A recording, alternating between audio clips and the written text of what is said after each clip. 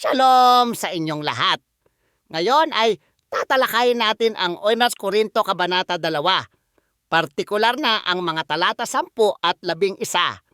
Sinasabi sa kasulatan, ngunit ang mga ito ay ipinahayag sa atin ng Diyos sa pamamagitan ng Espiritu, sapagkat sinisiyasat ng Espiritu ang lahat ng bagay, maging ang malalalim na mga bagay ng Diyos.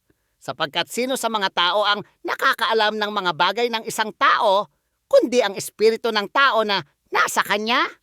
Gayon din naman, walang sino mang nakakaalam ng mga bagay ng Diyos, kundi ang espiritu ng Diyos. Kung nais ninyong malaman ang katotohanan tungkol sa isang bagay o sa isang tao, kailangan ninyong pumunta sa pinagmulan nito. Ganoon din sa mga bagay ng Diyos. Sino pa ba ang mas makapagtuturo sa atin tungkol sa Diyos, kundi ang Diyos mismo? Maaari nating basahin at pag-aralan ang kanyang salita, ngunit ang Diyos lamang ang makapagpapahayag nito sa ating mga puso at mangyayari lamang iyan sa pamamagitan ng banal na Espiritu. Ngayon, nais kong makarinig mula sa inyo. Paano kayo tinulungan ng banal na Espiritu na maunawaan ang isang mahirap na katotohanan tungkol sa Diyos kamakailan? Mangyaring ibahagi ang inyong kwento sa comment section sa ibaba. Ang inyong patotoo ay maaaring maging sagot na kailangan ng ibang tao ngayong araw.